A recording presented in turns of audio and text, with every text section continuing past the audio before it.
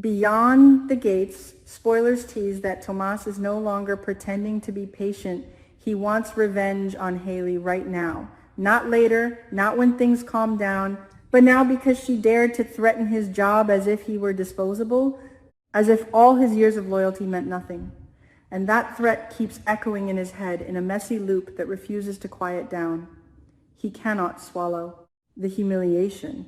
He cannot forget the way she looked at him, cold and superior, implying she could have him escorted out of the firm with a single word.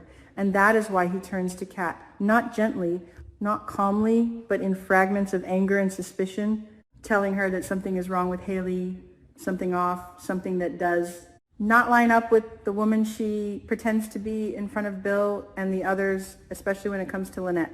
Tomas is currently the one in charge of Lynette's case. It is his responsibility, his test, his battlefield, and yet Hayley keeps inserting herself into places she does not belong, whispering suggestions, arranging private meetings, acting as though she has a personal stake in Lynette's fate that goes far beyond sympathy or professional courtesy.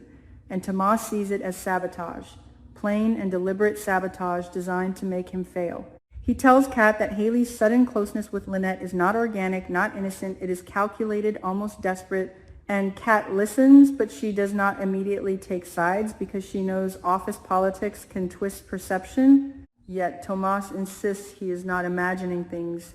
He has seen the way. Hayley lingers around Lynette's office, the hushed conversations that stop when he approaches, the shared looks that carry a meaning he cannot decode but can definitely feel pressing against him like a threat. He cannot understand why Bill, of all people, would suddenly agree to defend Lynette for free when previously the invoices were astronomical, tens of millions of dollars hanging over Lynette's head like a storm cloud, numbers that would break anyone, and now Bill just waves them away as if money has lost its value overnight.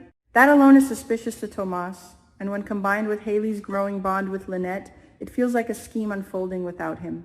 Tomas keeps circling back to that number, those millions, because he remembers the meetings where Bill was adamant that the firm would not move without compensation, that principles mattered, that reputation mattered, and yet now Bill stands there talking about gratitude and loyalty as if the past never happened. Tomas does not buy it.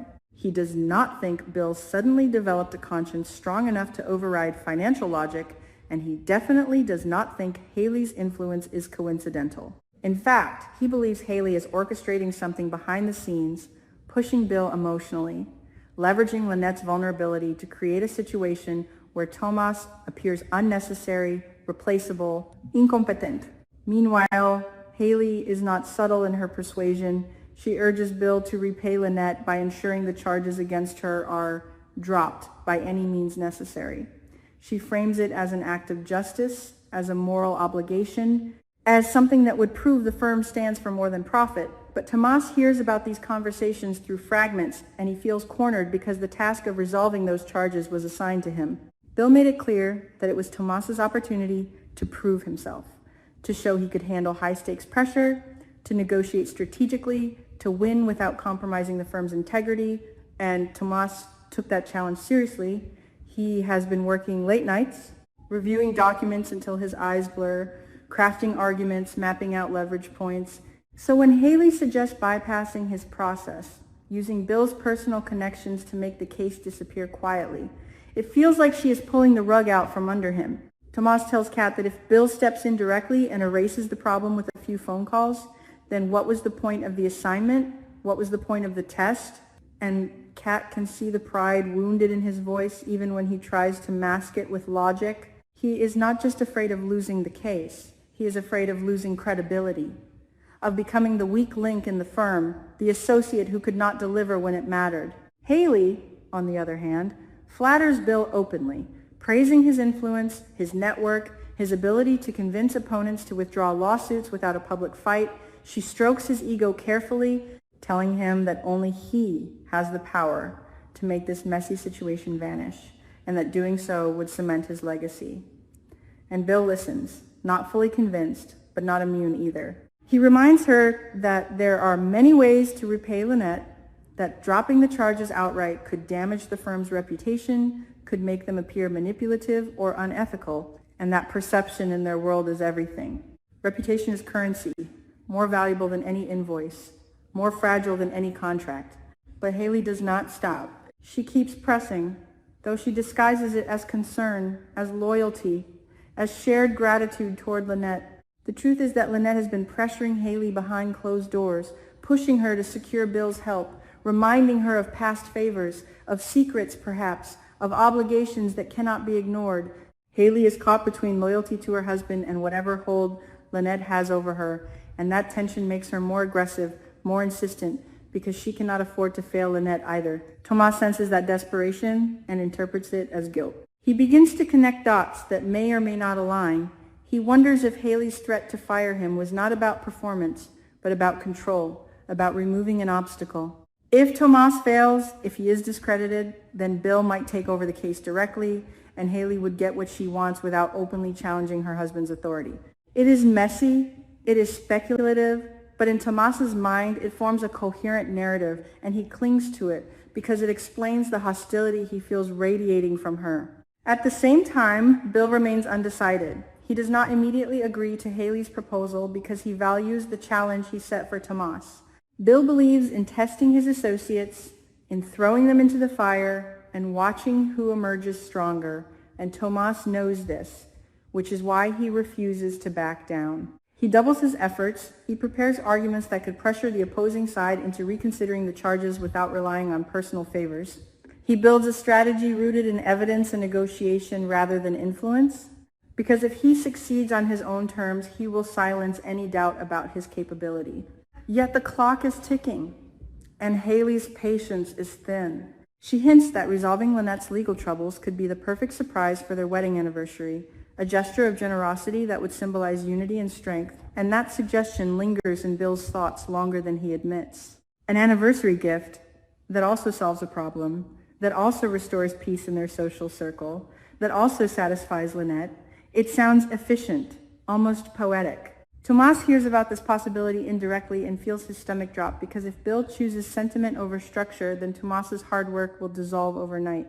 He confides again in Kat, more restless now, his sentences uneven, jumping from suspicion to determination, saying he will not let Hayley undermine him, not this time, not after everything he has invested.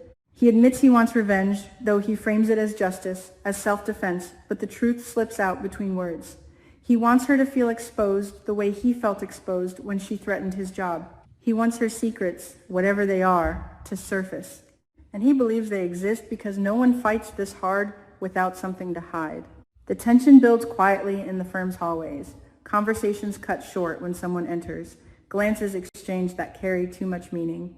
Lynette appears calm in public, but there is an urgency beneath her composure, a fear that the charges could ruin more than her finances, could unravel alliances she depends on. She leans on Hayley more openly now, almost possessively, and that display only fuels Tomas's theory that their closeness is strategic. Bill stands in the middle, weighing principles against personal loyalty, pride against pragmatism. He knows that stepping in to cancel the charges would protect Lynette instantly, but might send the message that the firm bends rules for friends.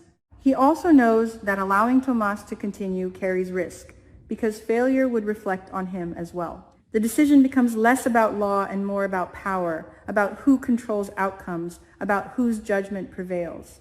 Tomas works late again, documents spread across his desk in chaotic piles, coffee gone cold, mind racing through scenarios. He imagines confronting Hayley directly, accusing her of interference, but he hesitates because without proof, he would look paranoid. Instead, he decides the best revenge is success. If he can maneuver the opposing party into withdrawing the complaint through sheer legal pressure, then Hayley's flattery and manipulation will be irrelevant. Still, uncertainty gnaws at him. What if Bill chooses the anniversary gesture? What if love outweighs logic in a single impulsive moment? What if the case disappears before Tomas can make his move? That possibility keeps him awake, restless, pacing. And somewhere else in the city, Hayley is making her own calculations, aware that Bill's resistance is not permanent, that a carefully timed appeal could tip the scale. Everything converges toward that anniversary, toward a decision that will either validate Tomas or humiliate him.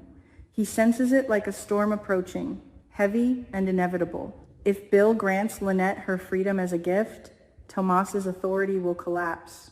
If Bill holds firm and lets Tomas finish what he started, then Hayley's maneuvering will fail, at least for now. The stakes are not just legal, they are personal, reputational, almost existential for Tomas, because this case has become proof of his worth. And so he pushes forward, determined, angry, hopeful, in a reckless way, believing that exposing Hayley's interference and securing victory on his own will restore balance. Whether that belief is strength or delusion remains unclear, but the conflict is set, revenge simmering under professionalism, loyalty tangled with manipulation, and an anniversary looming as the possible turning point that could rewrite all their alliances in a single unexpected move.